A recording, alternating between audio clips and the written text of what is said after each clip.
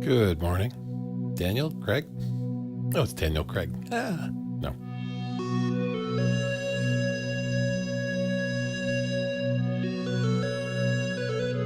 Craig, you don't have to post the link, man. I appreciate it. But it isn't necessary.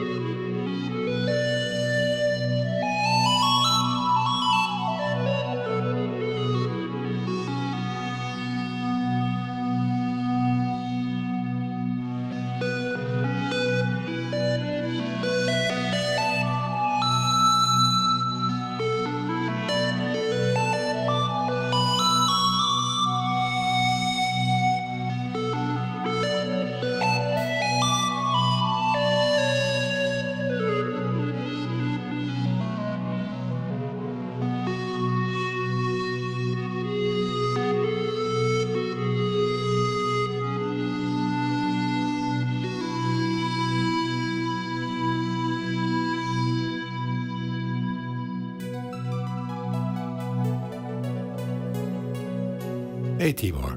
Good morning, everybody.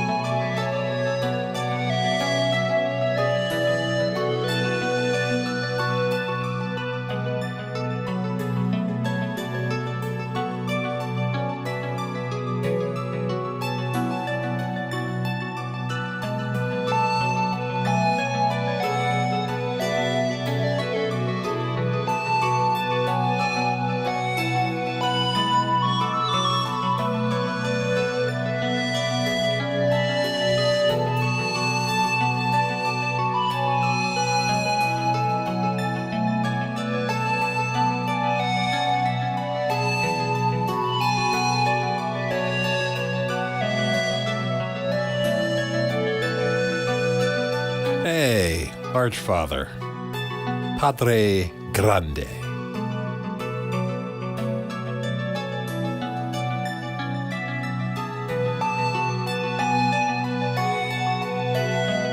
Maybe a bit, yeah, Greg. I can see people dancing around a maypole, maybe. You stayed up.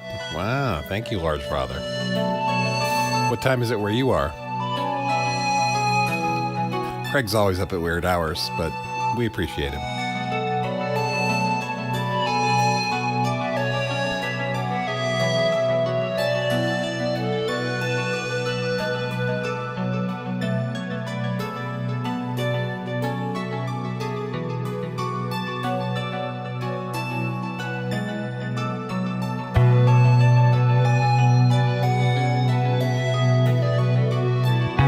Mini Freak. 2 a.m. Oh. You and Craig must be in the same time zone.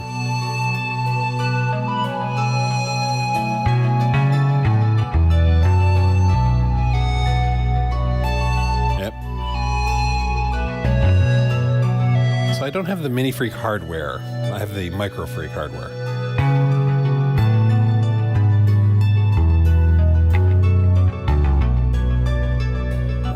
I have the Mini Freak software, though. Hey, my case.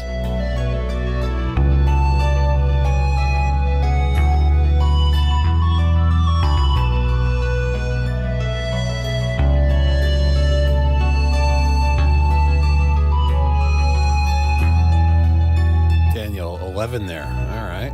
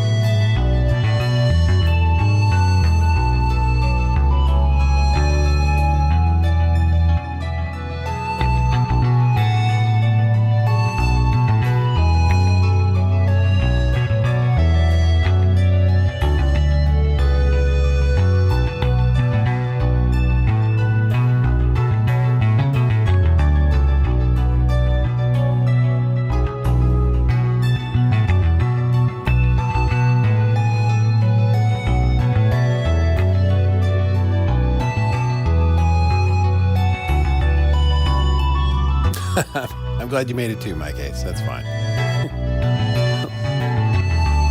You know, viewing of the live when it's live. It's not a requirement, but if it makes you happy, that's fine.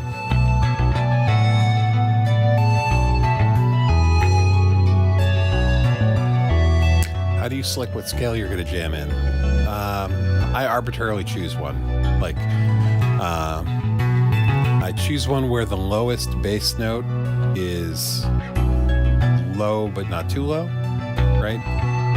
Like there's a register that you want to put it in, and I want the low bass notes to be deep but not rubbery, right? You know, as you play lower and lower, you get like a clicking sound on certain bass notes when I transpose them down. It's not perfect, but I try and sort of keep it. I like, what are we in? Yeah, B, Dorian. So B, G, A, you know, any of the, it depends, right? It's mood. What is it? Dune reference. It's like mood. It's cattle. It's like cattle and love play. You know, it's just whatever mood I'm in. And as far as what mode, it's do I want to sound mystical or happy or dark or angry, you know, and I pick a mode that sort of leans in there as the sort of bass mode we're working in. And Dorian is like 50-50. If you play the lower half of Dorian, it's sort of minor sounding, and if you noodle around in the upper scale degrees, it sounds major. Right? So, B. Deep but not rubbery. Yeah. All right, not to hit D0 or below. So my lowest note is... What's my lowest note? Is B1, and if I add the sub, it'll be B0. Right, so we'll get to that. I'll do some drone later.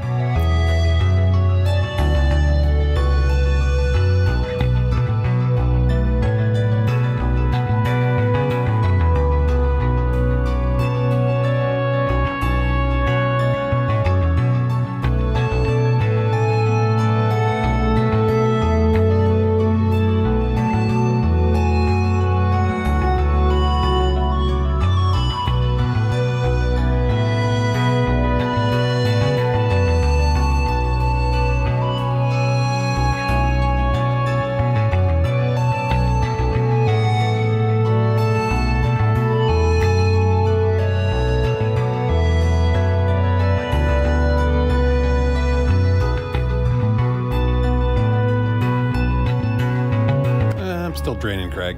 Things linger. 10 days, I figure.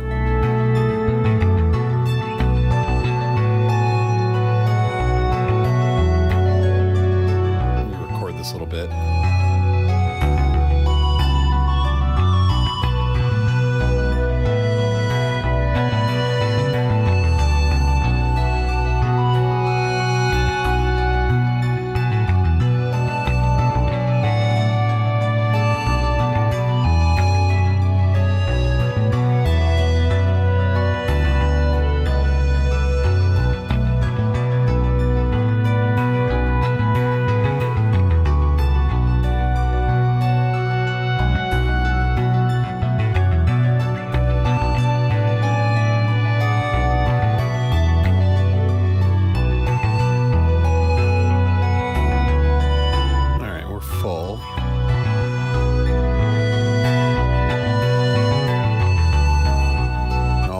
Are playing. I might have to add some more tracks in the coming weeks because I find myself the last couple of days I've been setting up a drone on a couple tracks and then putting some patterns in, playing a melody, playing a bass melody, and then I'm out and I want to start solo over top of it, but I don't have the track for it. So I'll probably add another track or two.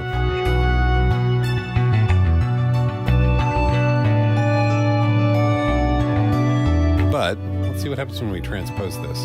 It may go bad. I'm not sure about Dorian. I don't mess around with Dorian a lot, as far as the jelly beans are concerned. So we'll try it.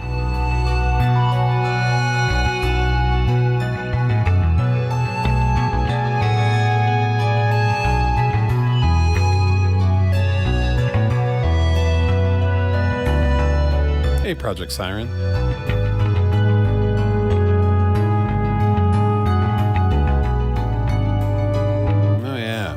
Darker place.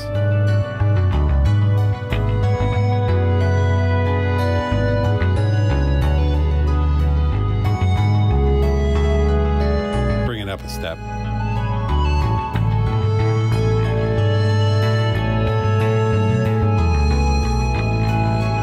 It's a little bit better.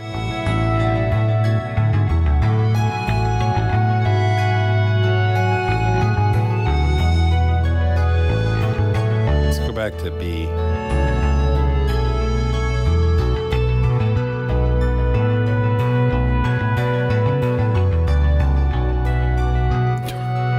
Dorian sounds like the name of a town the elves should live in. Yeah, maybe. Alright, so that was down scale degrees. Let's try going up.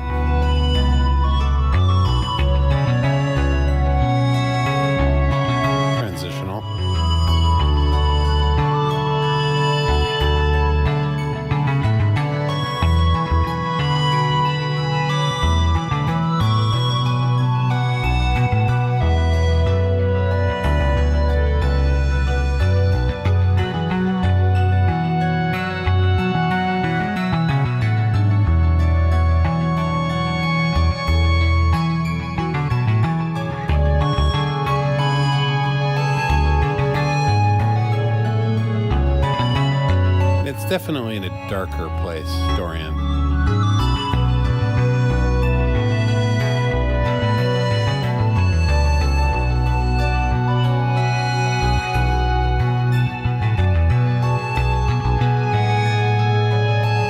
Is this an artificial limitation? The track number? Yeah, it's arbitrary. I chose it out of convenience.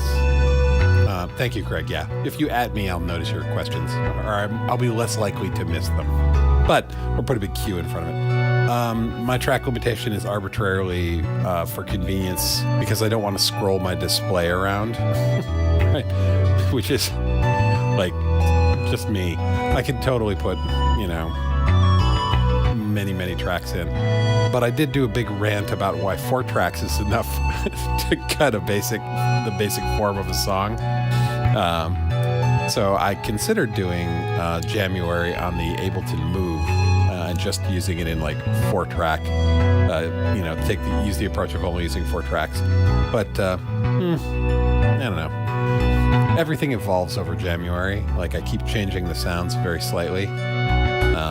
And so by the end of the month, I'll probably have, more tracks than this, and the sounds will be completely different, except the bass. The bass is the one consistent. I'll keep that. That's just something that exists for me.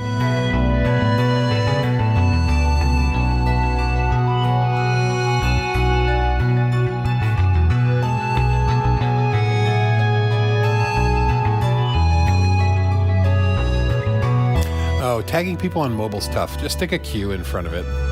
Large father. Or just, if it's an important question that you really want answered, just ask it more than once if I miss it. It's not a big deal.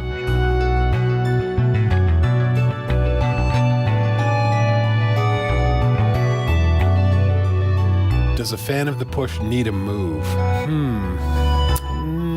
They're completely different things. The move is a sketch pad for,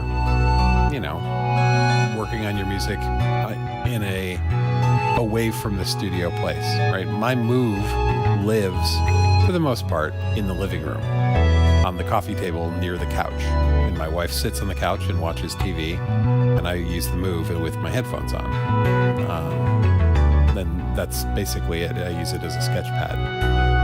It's a convenience, it's a luxury, right? Because you could do the same thing just on a laptop or on your phone. But it's nice to have a physical surface that fits in my lap. It's quite small. It's much smaller than a push. So it's, I like it. I'm very happy with it.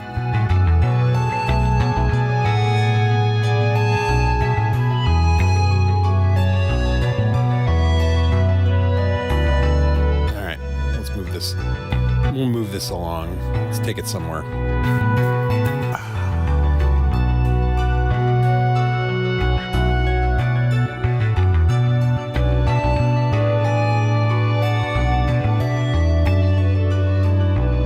Let's take some of these parts out.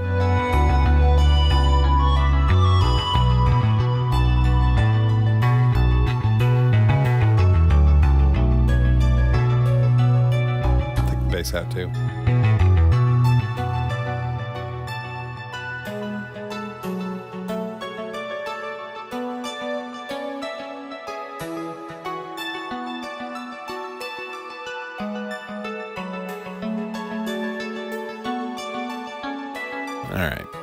What do we want to do with this?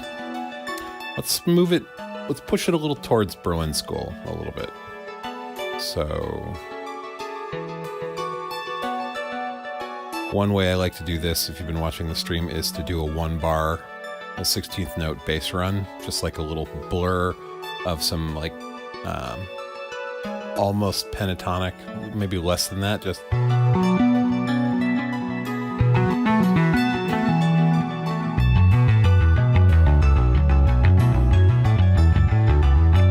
right. But that's all muscle memory. Let's see if I can do one that's not do one a little more intentional.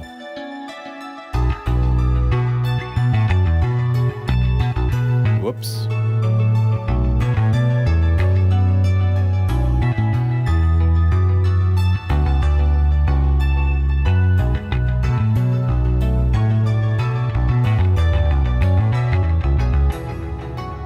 That's what I wanted. I screwed something up. Hang on.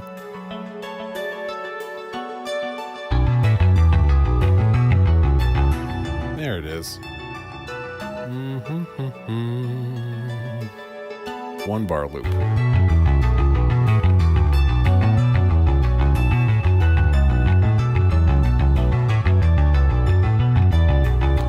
right, now we're going to blur that by putting some delay on it.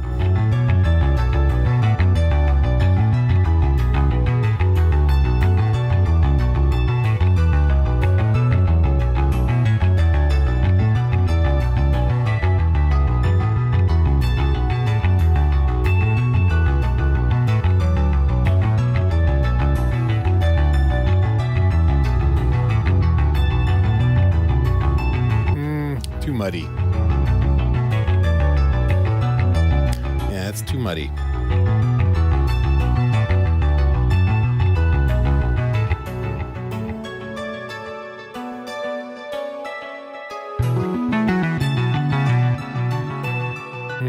I'm just not in the mood for that.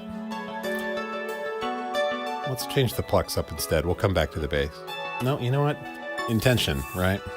Sometimes mood is a thing, right? When you're composing, it's like you try something, you're like, nah, it doesn't sound right. Not really in the mood for that. And that's fine, right? This is your hobby or, your passion, whatever. I hate using that terminology. It's that thing you do that you enjoy. And it's easy to sometimes stop making music because you are like, you'll try an idea and it doesn't work, and try another idea and it doesn't work. And it can be a little discouraging. And some people are like, don't stress about it. Let go, walk away, come back at it later, which is a perfectly valid approach.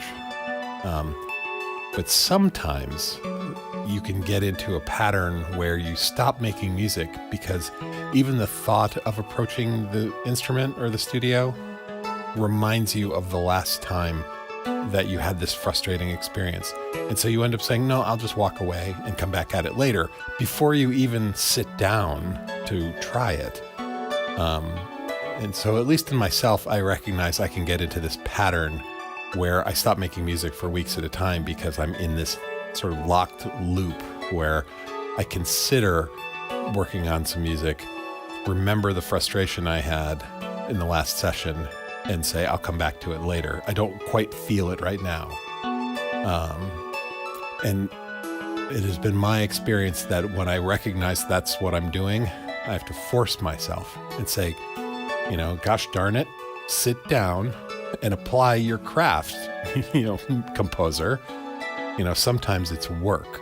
And I think professionals, it's easier for them because they're getting paid. It's tied to their income to sit down and do the work. But as an amateur, it's really easy to get into this, like I said, this locked sort of loop where you're in an avoidance mode. And so that was a micro example. I said, I'm going to intentionally try this thing. It didn't quite work for me. And then I'm like mentally going, well, all right, maybe I'll set that aside and I'll try something else, which generally is good. That's not necessarily a bad thing. But I recognize in myself that, I'm going to make this work. So 1 bar, bass loop, 16th notes. Let's figure it out. I'm going to noodle.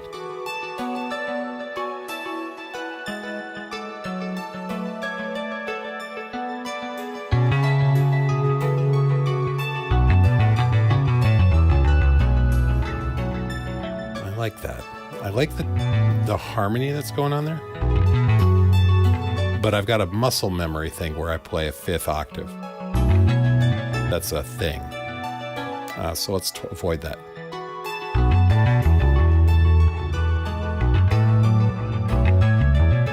Ooh, all right.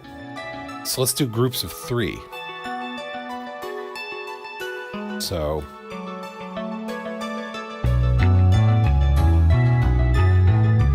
like that, but double time. All right, we're going to try that.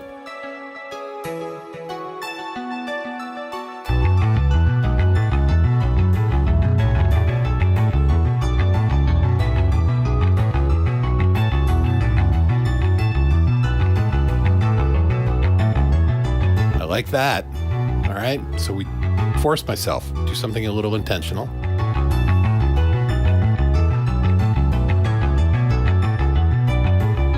So now the downbeat is like completely lost between that and the other patterns. So to reestablish the downbeat, we just drop a kick in here.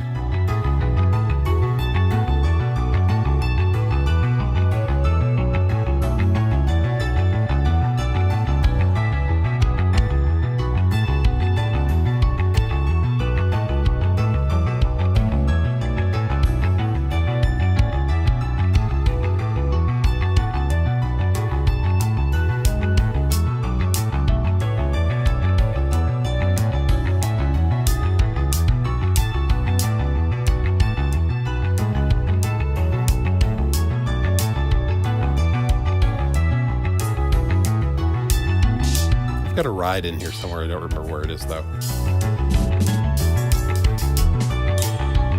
There it is.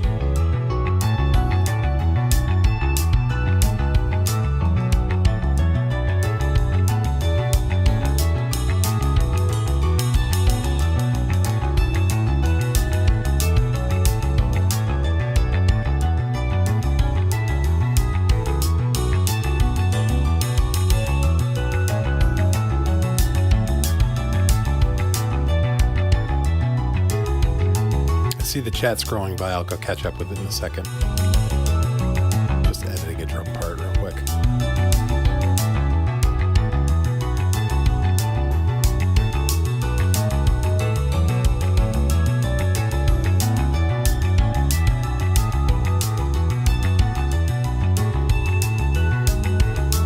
All right. So, intentionality, force myself, right? Going to make this pattern work. I find something I like, right? Let's see.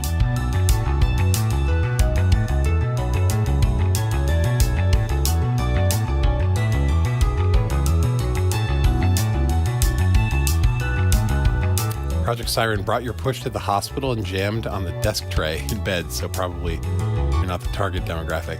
Well, I mean, the push is portable-ish. Depends on how big your lap is, right?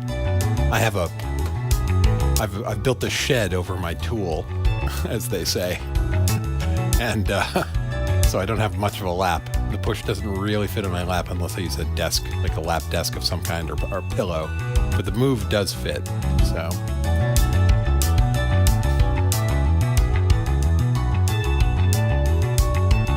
Oof. Project Siren, hope you feel better.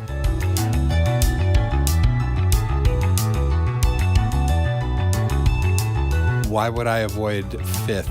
I don't. I mean, I use it a lot. It's not that I avoid it. It's that I use that, root fifth octave pattern a ton. And so I just wanted to step away from it for a minute. I mean, it's what it is. I use it. My muscle memory pushes me to certain intervals, certain, harmonic relationships, because my muscles, it's convenient, right? I riff and they go there. And so I think that's a thing that a lot of composers or musicians will eventually recognize in themselves and be like, okay, more intentional, less muscle memory. Nothing wrong with muscle memory, because when you start, you don't even have that. So the whole point of practicing is to develop that muscle memory. I think 3 or 4 streams ago, I talked about how I write leads, and I pick notes that I want to go to out of the key, right? I pick a sequence of notes that's the melody, just, 4 basic notes, and I say, those are my intentional notes, I'm going to play those, but the transitions between them is a muscle memory riff. And so I'll do a lead in a second, and I'll talk through it one second and talk through it again. Let's see.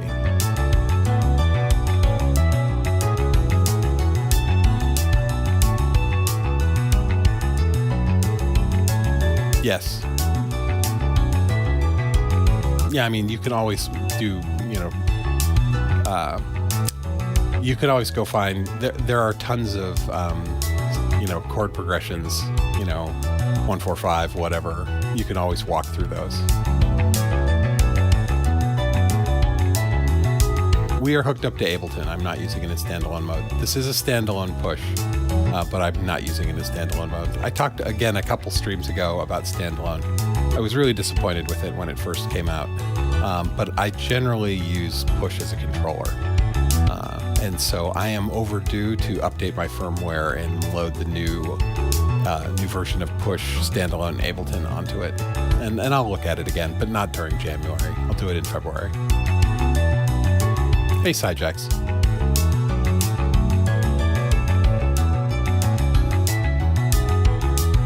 That's okay. I mean, VSTs are nice, but the Ableton stock stuff and the Max for Live stuff is very good sounding. Like, I have no issues with that. That's something I should probably do at the end of January. I'll do one of the Sunday live stream shenanigans where I just use push standalone and just to demonstrate like how good it can sound, because it can sound sublime. Hey, Quattro Bagina. And Anna. Hey. All right. Let's put a melody over this. And to Large Father's point,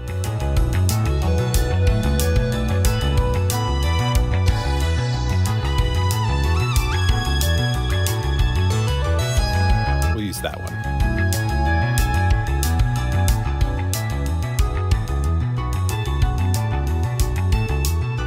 So we've got this sort of Tangerine Dream-esque sort of pattern running. And we want to put a lead over it. And so I will pick what I want the lead notes to be just by noodling. I'll be like, So the bass is doing this. It's going. That's what the bass is doing in 16th notes.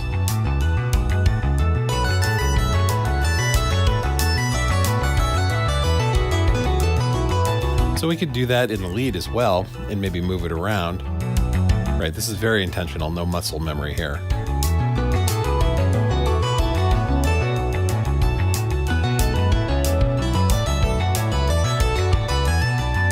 That will sound interesting when we go to transpose it.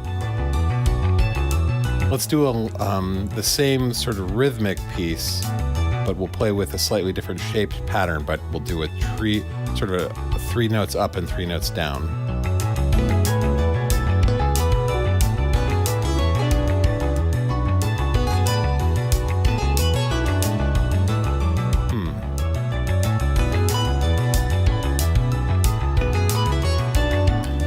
So here's where I'm struggling, because I don't have muscle memory for this particular shape I'm working with, right?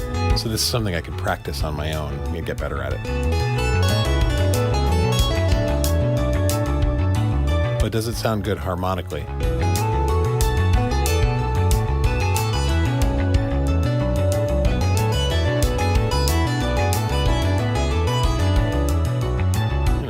Got to keep doing it over and over again, which is boring for you guys, I know, but let's see. Hey, Gazinagons. Pseudo reboot. Let's see. Let's try this. This is what I'm going to do. I'm going to set a 16 bar pattern loop length, and I'm going to let it start going, and I'm going to fill it in by like punching in and punching out. So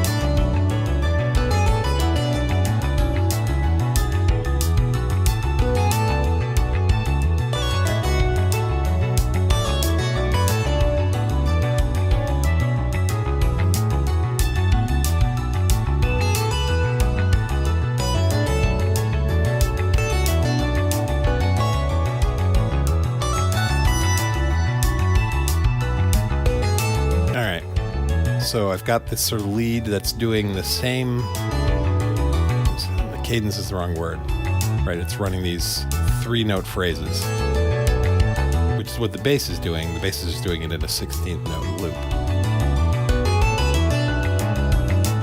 Just out of experimentation, let's transpose this and see what happens.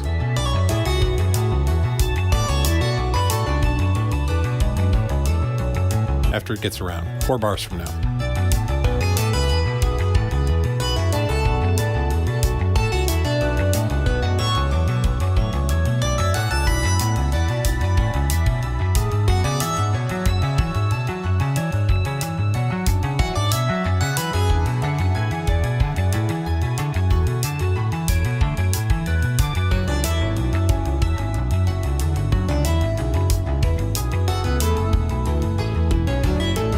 Kind of works. Different.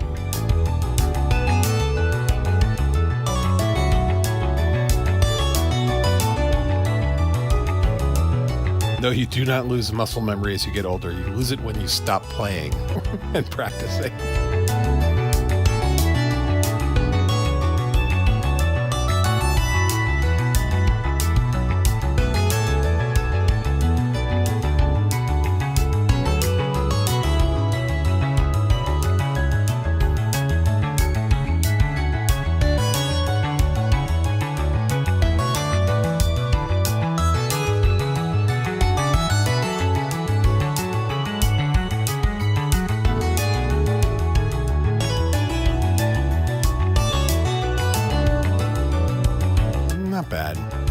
Patterns go, there's nothing really compelling here for doing transpositions, at least to my ear. Well, you just got to go back to playing then, goes Zenigans. You can always pick it back up. My fingers are starting to get a little arthritis in them, and it feels better after I play. But there is a line where if I spend too much time playing, then it feels worse. So, welcome to old. All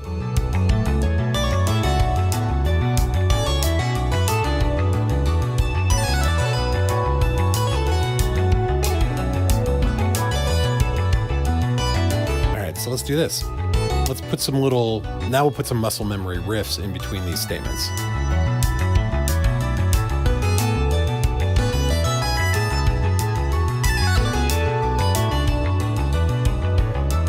Sound interesting when it comes around. I stepped on top of one of the other ones.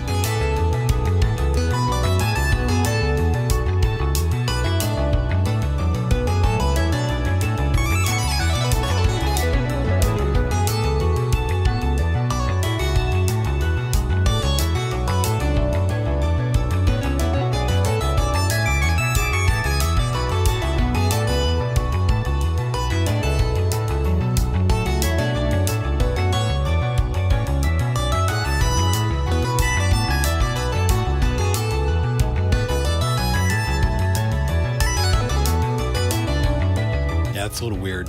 That's okay though. I'm gonna leave it. I'll leave it like that.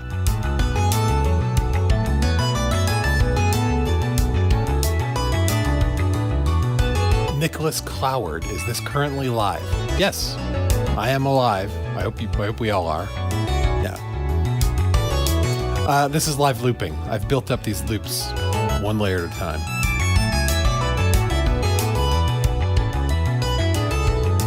Hey, Wabbit.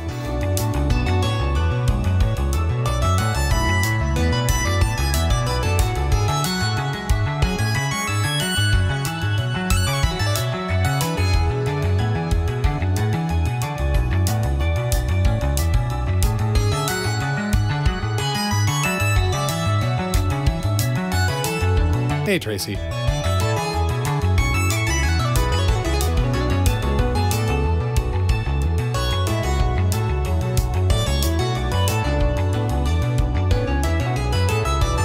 Oh, thank you, Large Father. That's very, very kind of you to say. Not everybody... I mean, not everybody likes what I do. For sure. And that's okay.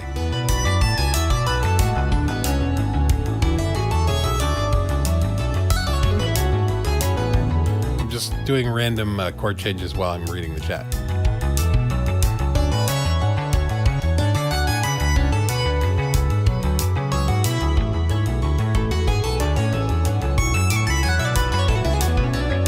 Oh, good, Nicholas, I'm glad. There is a playlist on the homepage of my channel that only has 4 videos in it, and it's called like Start Here, and that's the 4 main Berlin School tutorials. So I would, if you want to try Berlin School stuff, those 4 videos are the ones you should probably start with. They cover all the basics and sort of reinforce them over time, add some variation.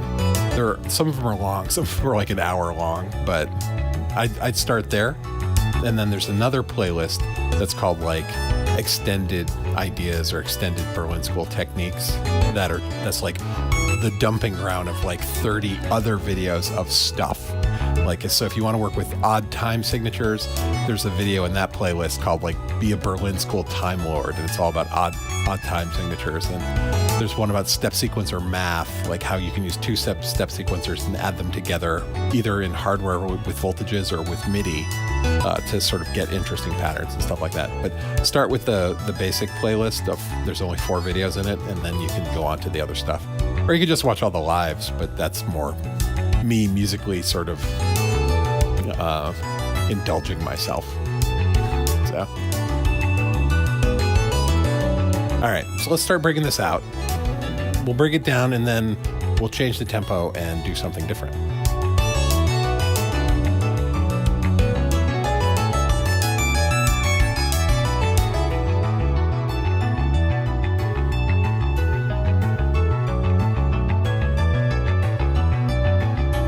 Let's stop the bass and play it a bit.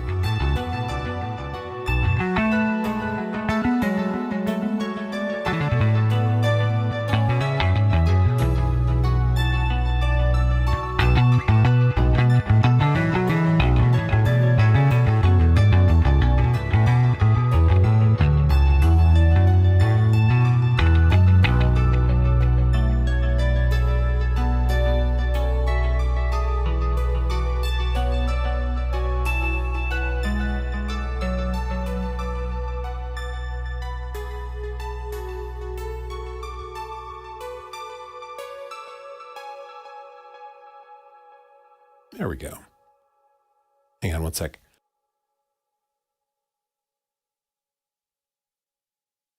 I'm still fighting this cold. Hold on.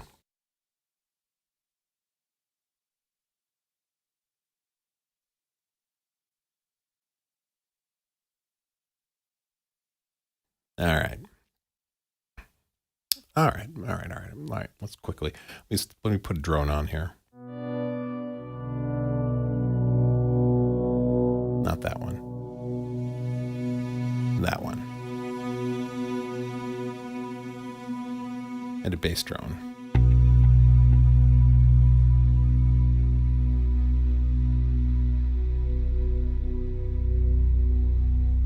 Bring in the sub on the bass guitar.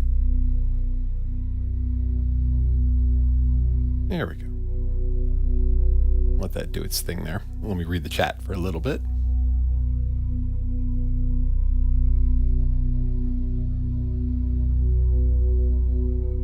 All right.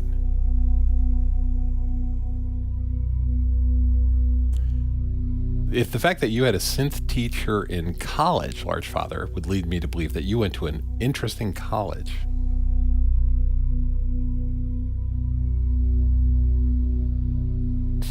Oh, you have a Lyra 8 on the way. You know, like maybe, good. Lyra 8 is fun. I sort of abuse it. Like there are other more appropriate ways to use a Lyra 8. I just abuse its delay for the most part. And Emotion says, oh God. I mean, make one statement and the peanut gallery just brings it back all the time. Yes. Thank you, Biscuit. Hannah. All right. Yeah, I just ignored it the first time Craig asked. So. Gazinigans, thank you. They're the best vids on YouTube for Berlin School. Now, if you want to see some really amazing Berlin School performances, and he does do explanations from time to time. Oh man, what is his name? Of course, it's on the tip of my tongue now. There's another guy who does Berlin School, and I want to say he's in Australia. Shoot. I can't remember now. All right, I'll come back to that. It'll come to me. Consume raw garlic. I did have a slice of cold pizza for breakfast as I was stumbling around, putting my clothes on. I walk out and make sure the dog's asleep, because if the dog wakes up, that screws up the stream because he's got to go outside and do all that stuff. And we had pizza for dinner last night, and so I like reach into the fridge. I'm like, I need a drink and some kind of caloric intake, and grabbed a slice of pizza, and it was one that was like extra garlic. So now all I can taste right now is garlic.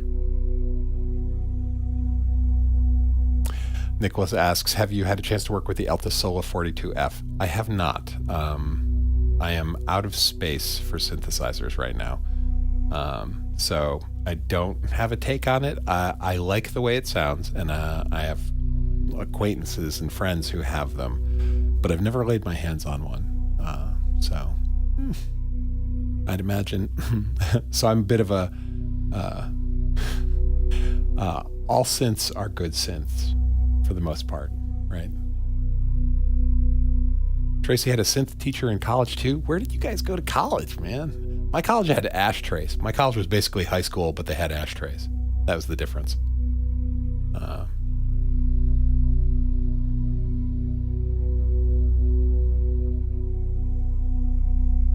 Biscuit, your router. Oh, okay. So you come and go. That's fine. If you drop out, we'll assume that it's hardware issues.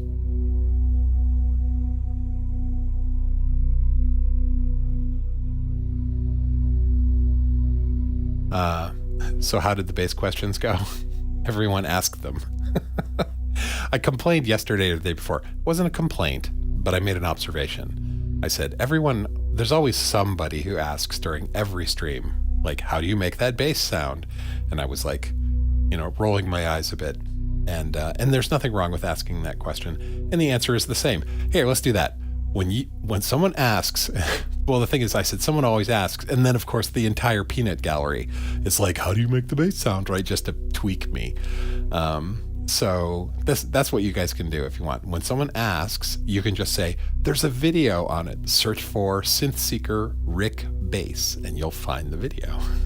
That would be better if you could manage that. Hey, Inverted Popes. Animotion is a trouble starter. That's okay. Her music is so good that we'll forgive just about everything, so.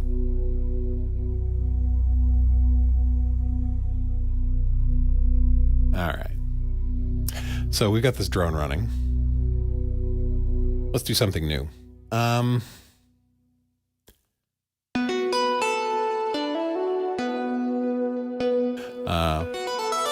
There's nothing new sound-wise today. That's our pad. Our pluck. I could switch to piano. So. Let's do that.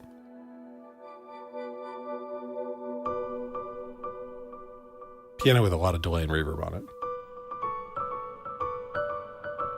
So here's a pattern I use a lot. Here's a shape on the grid I use a lot. So if you've got a grid and you like to play it, when you're in chromatic mode, you choose a note, whatever note you want to play, right? And the shape of that note from a chord perspective, if you play up, 1, 2, 3, 3 scale degrees is the third. So you play the root and the third. But I like to then raise that third an octave. And this shape is very convenient to play on one hand. Right?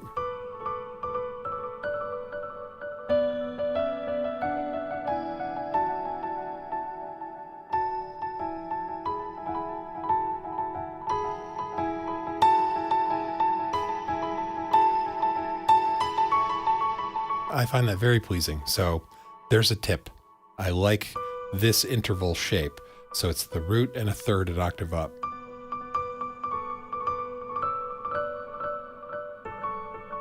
It's not a shell chord. but it feels like one. So like here, we'll use this. All right, let's see. Let me record just a little 8-bar thing.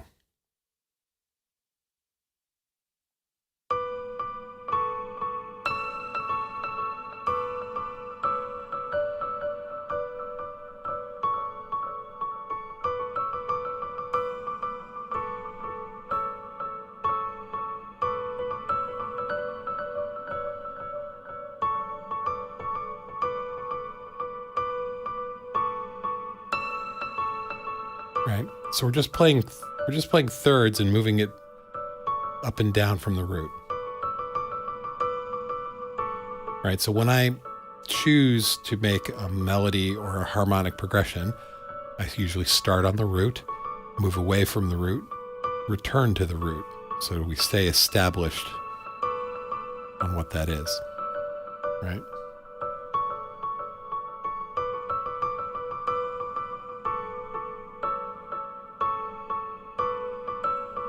Let's see. Yeah, I like delay on everything. It's like an ambiance that works for me. You should. This grid layout is worth learning. Chromatic mode is nice. Because being able to play accidentals, the stuff in between, is also the source of happy accidents. All right, let me put a bass line under this.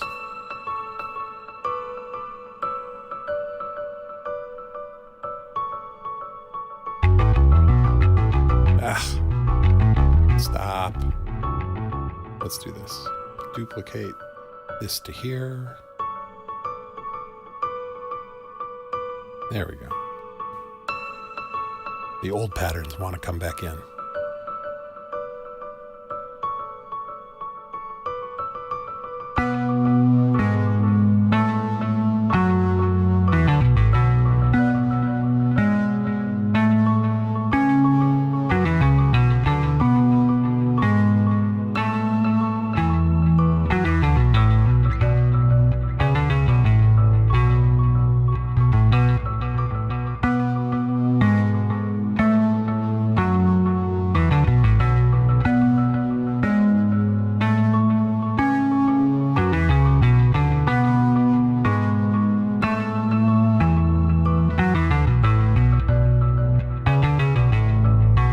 Happens, we'll duplicate that in the lead.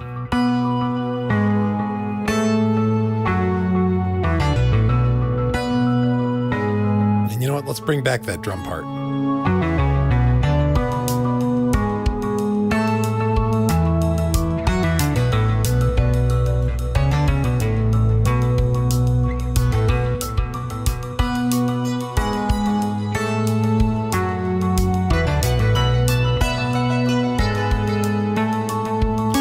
Comping. So I have runs. See, this is my terminology. This is not official music terms, but I refer to Berlin School patterns as patterns or beds. And when I sort of quickly play little chord intervals like this,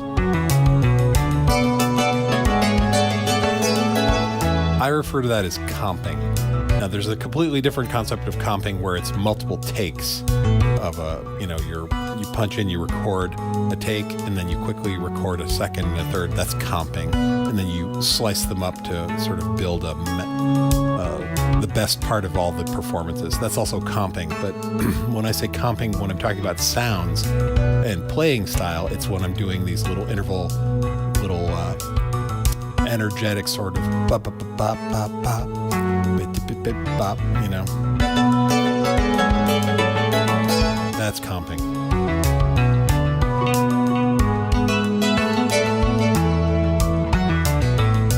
And I use it to fill in the gaps. So like this melody is very plodding. It's like right? It's playing and sustaining notes. And so I'll use comping to sort of fill in both rhythmically and harmonically little interest points. Let's make it 8 bars long, and then I'll shorten it, and we'll see what happens there.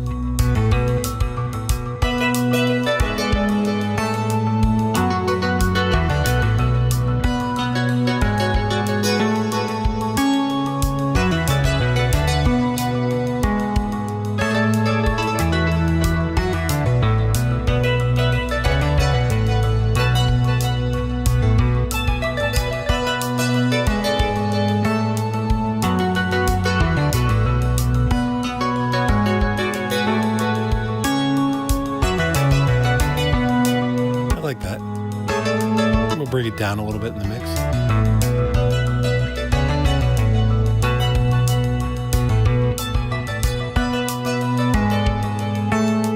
Now, what will happen when we transpose this is a question. Right?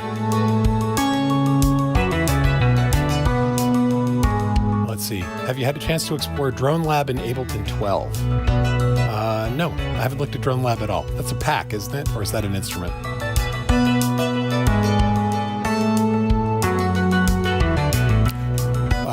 That third and octave up, wouldn't that just be the outer edges of a 9 chord? It would. Maybe. So my music theory is mediocre to weak. So when someone says play a 9, I interpret that as playing a 9, playing a chord with the root, the 9th, the 7th, the 5th, the 3rd, like everything in between. So, and I think an add 9, I think an add 9 means just add that 9. But I'm just playing in excuse me. I'm just playing an interval, so throwing out chord names doesn't always make sense for me.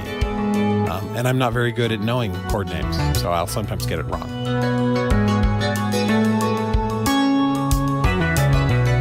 Let's see.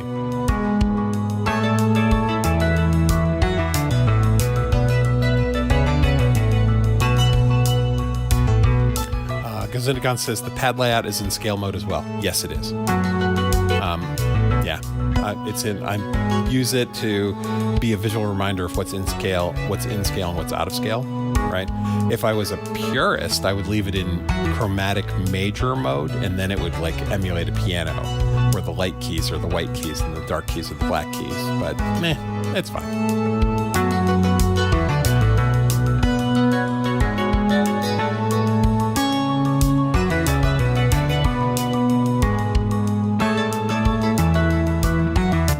Biscuit mode. Nice. All right, let's see. I'm going to replace this bass line that's playing in unison with the lead. Nice. No problem, Project Siren. I hope you feel healthy soon, right? Health is such a key thing. We don't really think about it till we're old or broken.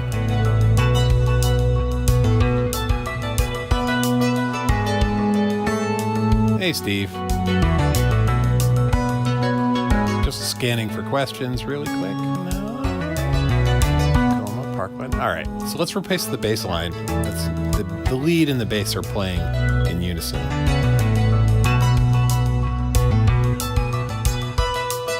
Let's put a different bass line in here. And then we'll do some transpositions.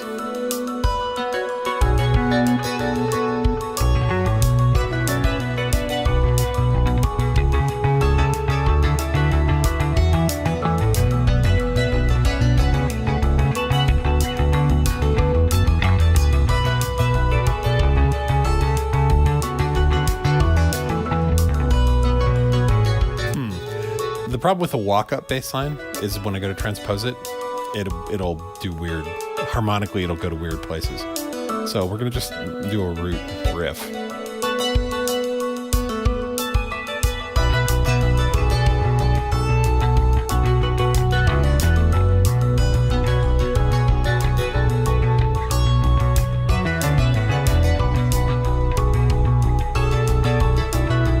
All right, let's transposing this. See what happens.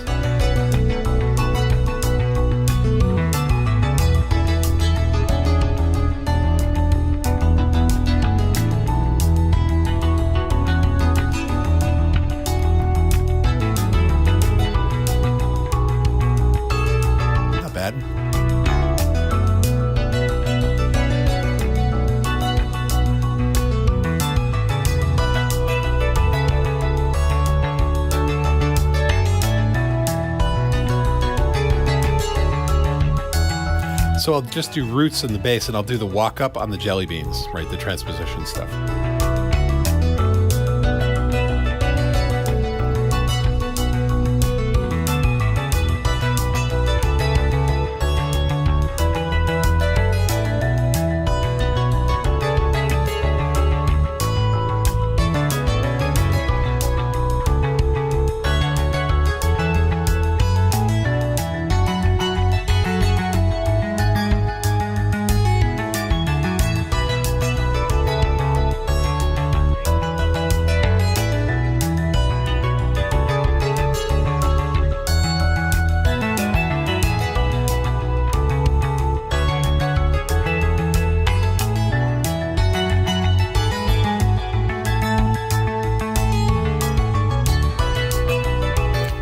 Large Father, does anyone know how he's transposing?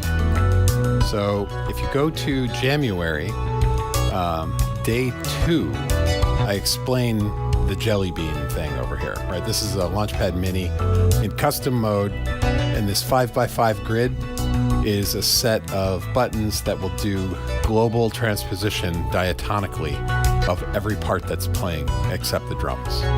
So when I press this green one in the middle, we're at 0 transposition, and if I go up, it goes up in scale degrees, and if it goes down in scale degrees. So here I'll walk up and I'll talk over it, but video 2 covers this in detail. 1 scale degree, 2 scale degrees, 3 scale degrees, 4, 5, 6, and then 7 is back to the octave. I can go up or down.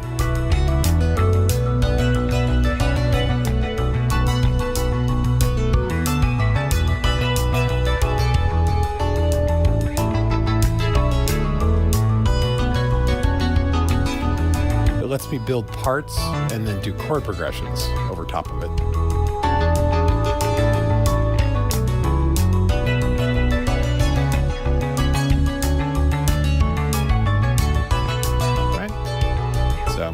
I'm using a transposition device on every track that's scale aware, and then it's mapped from via MIDI to the grid here. So watch video number 2. It'll explain it. And if you go to my website, if you go to lukestark, stark.com/launchpad, you can download the sysx file that you can load into Novation components to have this layout.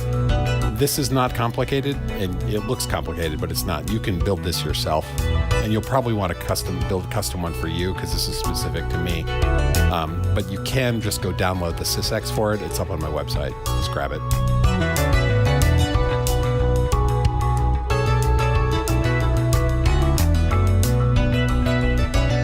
Let's see, who else is snuck in when I wasn't paying attention? That's it. All right. Just get caught up in the chat here.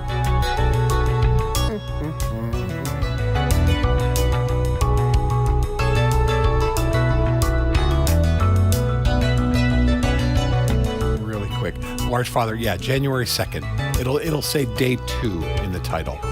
So there's a playlist on my channel for January. It's all the January videos for years. And they're chronological, and just step back for the 2025 to day 2, and day 2 covers this stuff, the transposition stuff.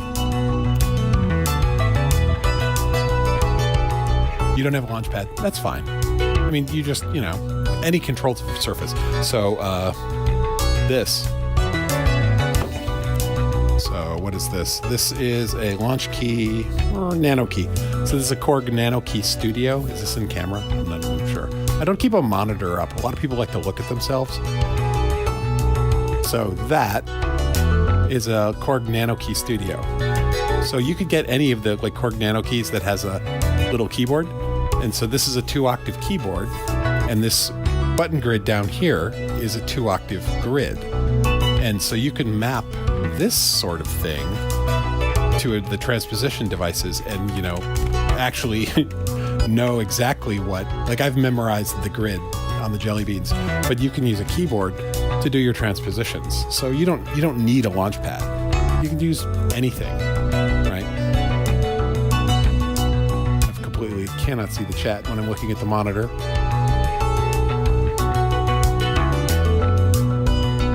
Let's see.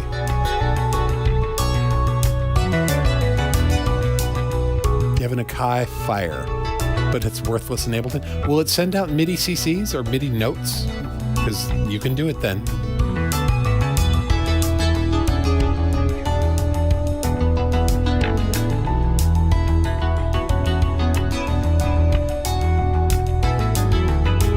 Thank you, Craig. Yeah. So many years ago, 15 years ago. All right, let me slow this down. Story time. Here, hold on a second.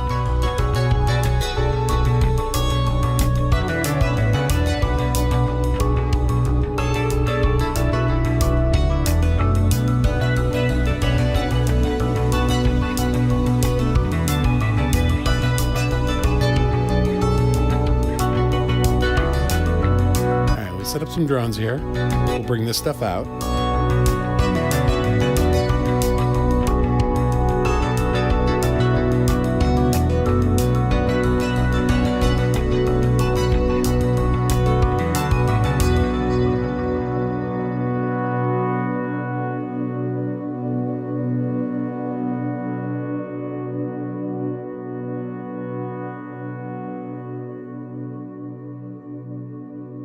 Okay, story time. So a long time ago, in a galaxy far, far away, we're going to tell Luke's stories. No. So there is a makerspace in the town I used to live in. I used to live in a town called Arlington, Massachusetts. And there was a makerspace in the town next door. The town next door is called Somerville. And the makerspace was called the Artisans Asylum. And it was a warehouse, typical makerspace. It was a warehouse that had been converted into a lot of utility rooms with like craft tools, and then a lot of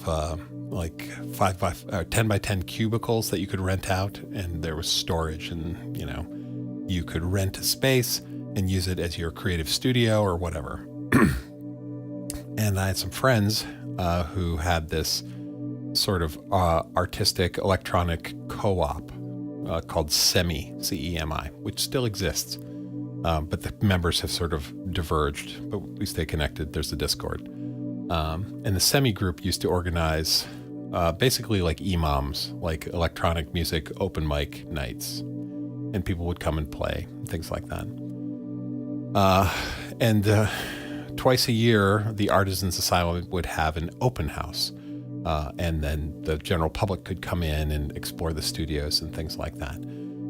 And in the summer, the open house would explode out into the street, and Somerville itself would have like an art festival weekend. And so we would set up their projects outside and things like that. And one of the projects I made the reason I bring this up, because we were talking about Korg Nano products, right? And what I built back then was a system with N number of Korg Nano pads. I think I had 4 at the time. And a nano pad is just a little plastic thing with 16 drum pads on it, 2 rows of 8. And the system worked like this. You would have these pads, and they're all connected to the laptop, and they're laid out on a long table. All right, so people could walk up and tap on them. And then at one end, by the computer, was a sort of full keyboard, similar to that Nano Studio, right? Like a 2-octave keyboard. And the way it worked was, you could start whatever sort of backing track you wanted in Ableton, a rhythmic part, a drone, something like that. And then there was an instrument assigned to the master keyboard, the full keyboard, and someone could play that. But what it was intended for was intended to define a chord or a scale. So when you pressed on those keys, it would record them and then latch. So if you were to press a C major scale or C major chord, it says, okay, those are the notes I'm going to latch. And it basically defined a custom scale for whatever notes you pressed at any given time on the master keyboard. And then what happened on the nano pads, the other 4 16 pad things, was their pad was sort of dynamically, instantly remapped to the notes that were played and latched on the master keyboard. So if I'm on the master keyboard, I would press and hold a scale, and then anyone else using the nano keys, when they played, the notes they would play would be musical in that, they play a low pad, it plays the low notes, you play a high pad, it plays the high notes. But the pads were just the notes on the master scale, right? And the whole point of that was that you can have people who might have some rhythm, or maybe not, but no ear or never played an instrument. And the person on the master would start a beat going, play a chord, and then the people would just tap the pads in time to the beat or whatever they felt like, and it would play notes within the scale.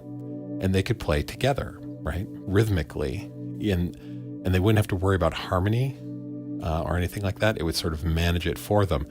And the person on the main keyboard would do the chord changes or arbitrarily change, what's going on.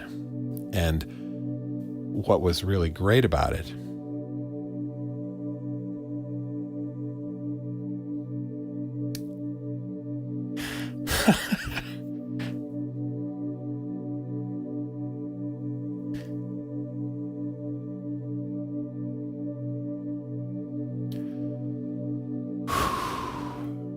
Sorry. I'm just going to say it and get it out. What was really great about it is you had a disabled family, a mother with a disabled child.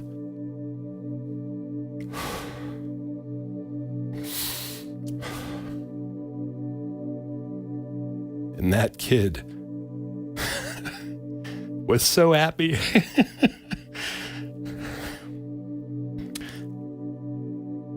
I didn't expect that, right? So it let a mom play with her kid who had like a severe physical handicap, right? And that kid just wanted to play. Anyway, I gave them the system.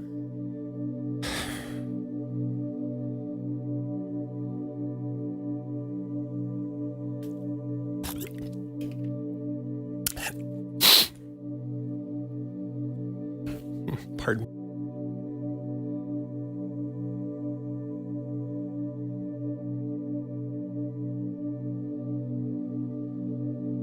It's a happy thing. I don't mean to bring everybody down. It was good.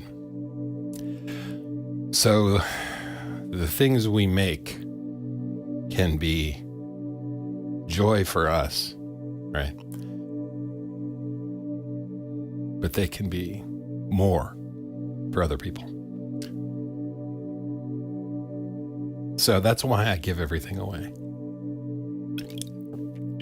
I don't sell any of this.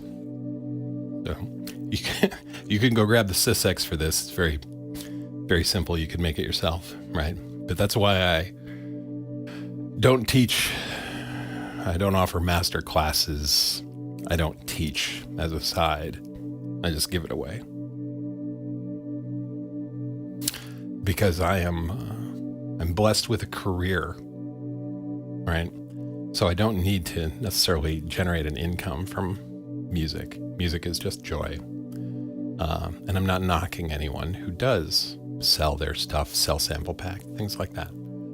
Business is business. We need an income, right? But that's a little insight into why I do it. All right, let's go somewhere else. And I'm not reading the chat right now. Okay, I'll come back to it. Let's set up, what time is it? 6:16. Let's do one little run. We'll build a little Berlin School thing. And, let me save this. Save. All right, that's saved, so I can delete these patterns. I'll keep the drum part. All right. Let's do pattern on pattern.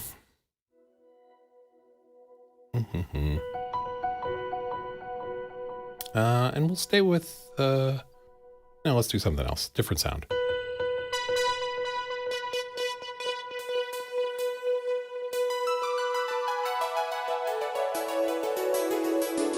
All right, so let's do a waterfall. All right, we're going to do a series of patterns where it just sort of starts high and comes down. And we'll layer them on each other. And so we're going to try and go for this thing. If you Google crab canon, C-A-N-O-N. All right. The crab canon is a piece of music. It's sort of a musical trick. And it's kind of like a shepherd tone. If you Google shepherd tones, it's a sound that sounds like it's constantly rising or constantly falling. And a crab canon is something similar. Or anyway, I want to do something where it sounds like water falling from high to low. And we're going to do several instruments that are doing that.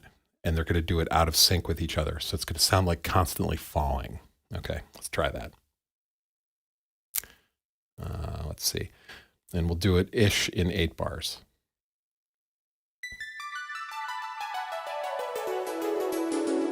Something like that. Maybe not 8 bars, maybe 4.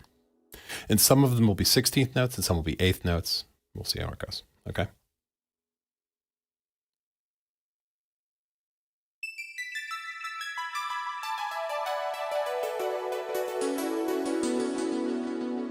All right, that's 1.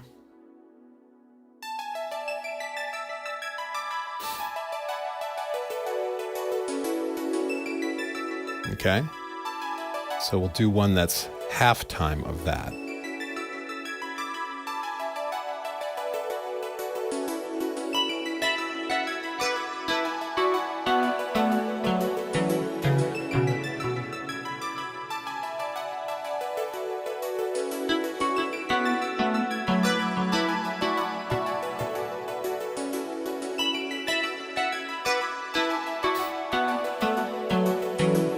You know what? I don't like the sort of triplet feel. Let's do that one different.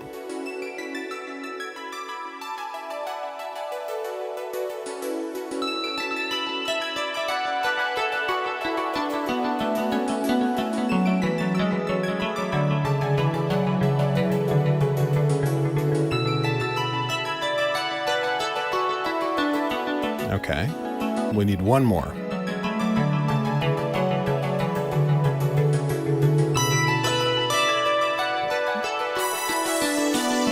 All right, we'll do it that way.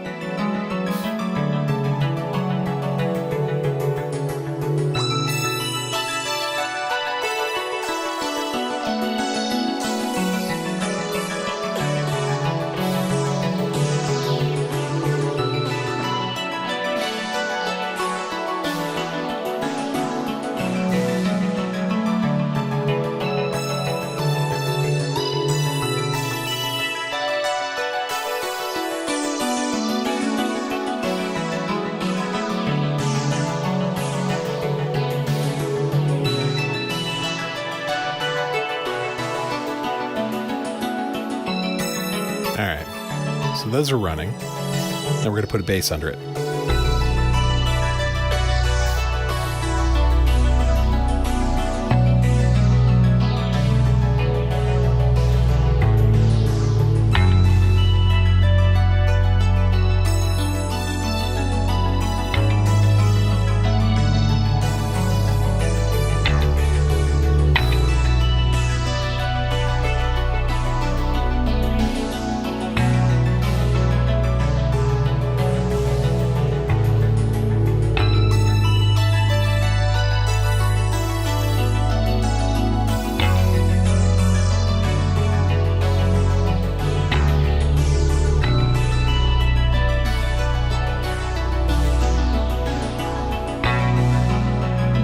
There we go.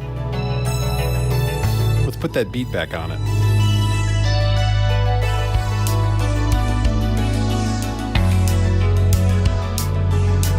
Oh, you know what? Let's record a new one.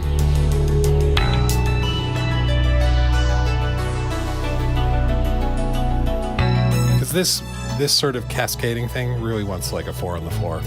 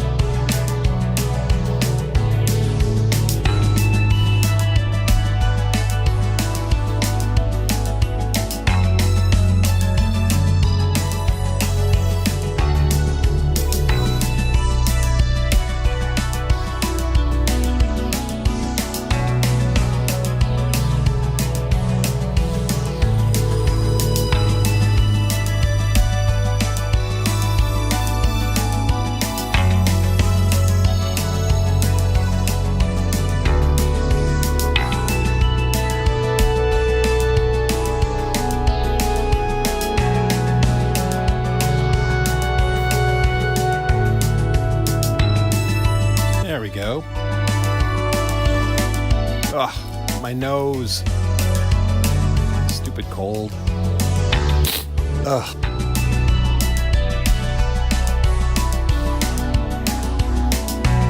All right.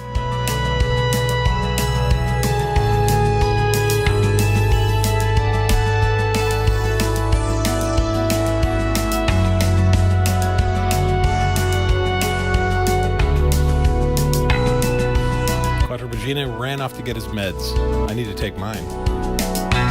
Sometimes the stream goes good and I forget, and then I like kind of zoom off to work.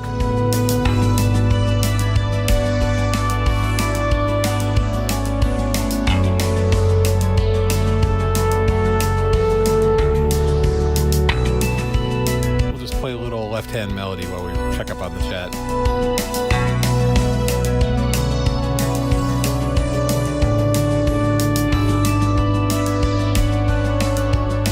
Hey, Recon. If anyone snuck in while I wasn't watching the chat, sorry if I missed you.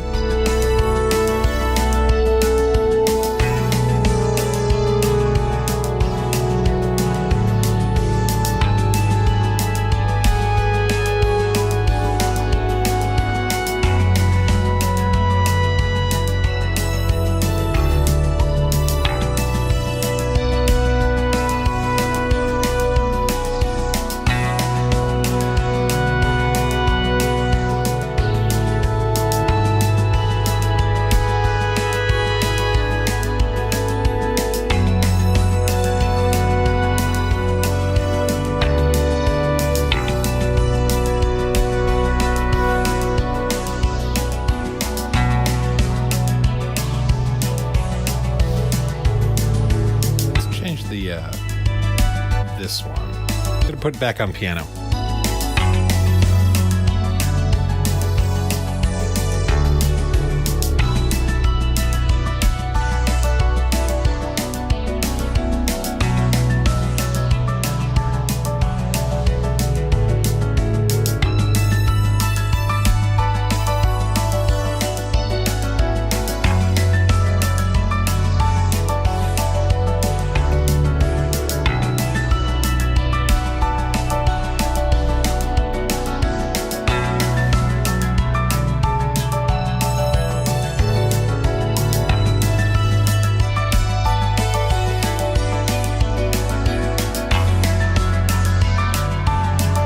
Just adjust a little velocities here.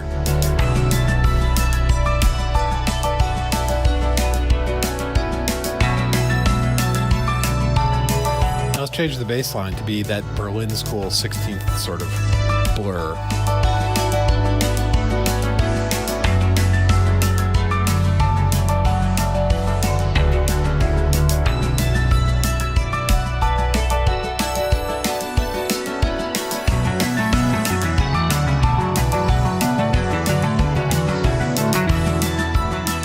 Yeah, that.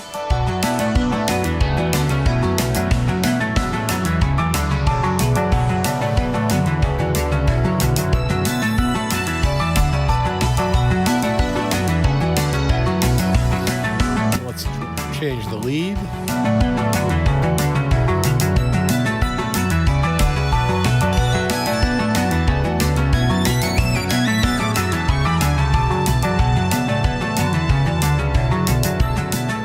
Got a compressor on the master channel, and over the course of the stream, the volume levels will go up and up and up, and it'll start really just fully squashing everything. And I got to bring everything down a bit so the lead can ring out.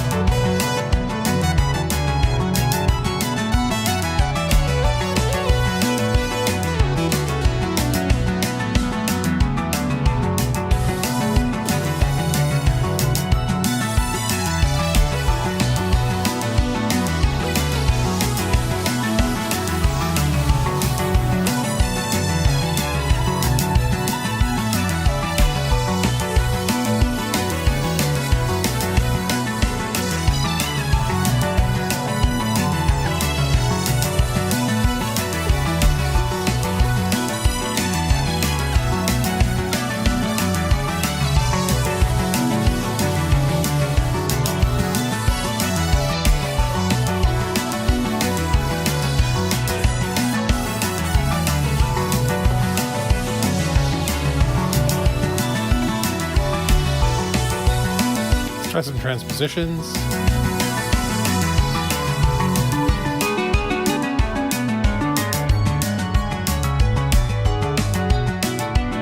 That was a little discordant. Let's try this one.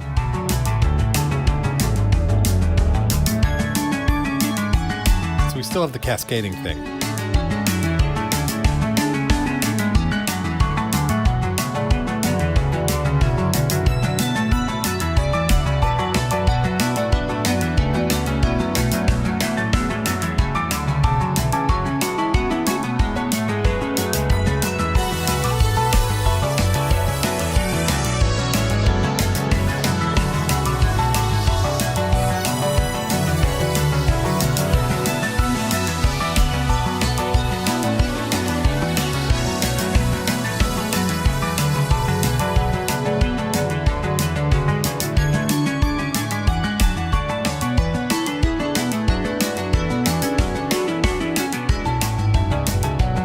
Sometimes the transposition stuff doesn't work when you've got something that's both a lot of stuff going on, like it's busy, but harmonically it's really busy. Like if these parts were focused mostly on the roots and the fifths, this would work a little bit better transposition-wise. But anyway, all right, I've been going for forever.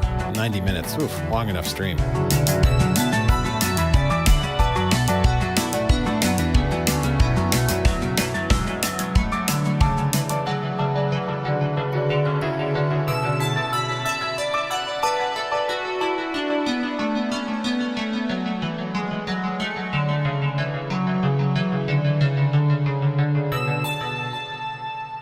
Good enough.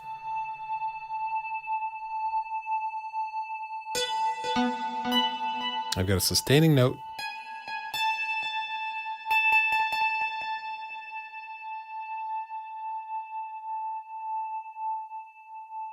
Come on. Oh, Op 6. You were misbehaving.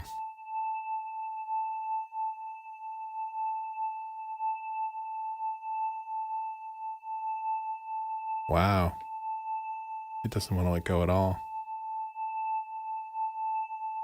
So sometimes hardware can mess up too.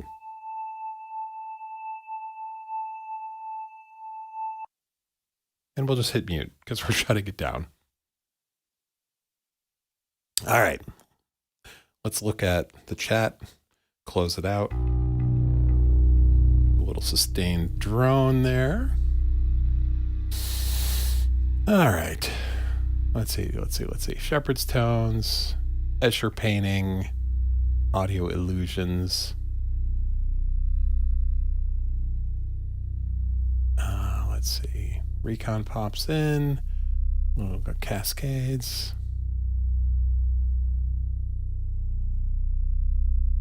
Large Father, I get the vibe that you're going to fit right in. So, I mean, that's true of everyone here. This was a slow to grow community because you had to find, I don't know, we had to find, what is it? It's like gravity, right? We sort of aggregate people, right? There's never like a giant explosion of people sort of starting to show up here. It's always like 1 or 2 a month, right? Over the last few years, people start coming in and they're like, oh, this kind of feels like home, you know? So, and many people will zoom by over the course of a stream, or they'll come in and dip their toe in the channel. And then they're like, yeah, it's all right. And then they move on. But we suck a few in, capture them from time to time. So let's see. Yeah, the Op 6 has a few bugs. Power cycle, yeah. The ultimate, MIDI panic. I've got a panic. So, I mean, I've got a button here defined to not panic, but send all note off to all channels. And it's still not doing it. All right, so I'll look into it. Being weird is a requirement? No. Being weird is not a requirement. Oh my goodness. One day we'll become a black hole. Yeah, no, there aren't enough people in the world for that much mass to accrue. Uh, Sigex is a lurker. Yeah.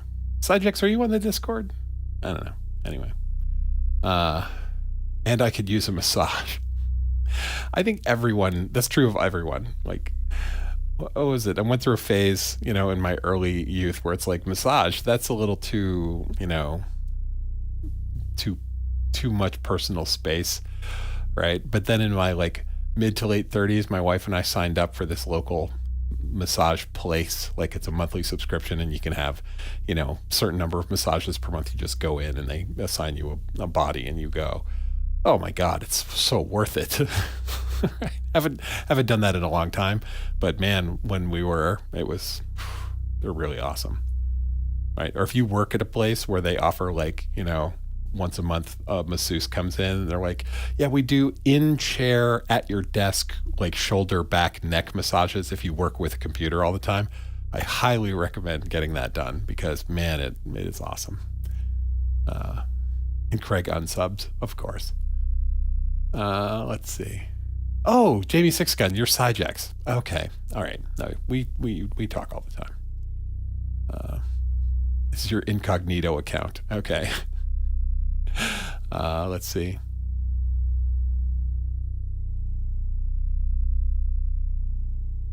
A float tank? Ilya and Dilly. All right. We go to the pool, right? Just for, exercise. And I tend to float. My mother always referred to there's swimming and there's playing, like children play in the pool and people swim, laps, do exercise. My mother always described what she liked to do in the pool as porping, P-O-R-P, porping. That's short for porpoise, which means just kind of bob around, and relax. She porped in the pool. It sounds like it's naughty, but it's not. Let's see. Sensory deprivation tanks. See, I've seen the film Altered States, and so I don't really associate sensory deprivation tanks with anything good. I associate sensory deprivation tanks with people regressing and de-evolving into monsters. So, if you haven't seen the film Altered States, it's an 80s sci-fi horror film.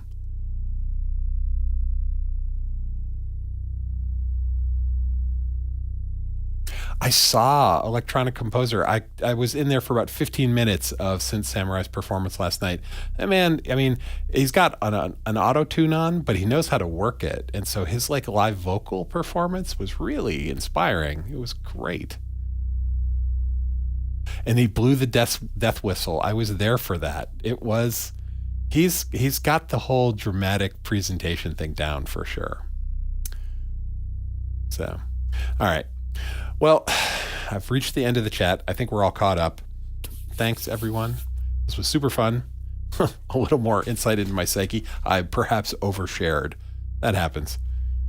You got to just roll with it. I'm 53 and a bit of a drama hound from time to time. So whatever. If you get me around Christmas, then I get teary a lot. Christmas makes me cry all the time.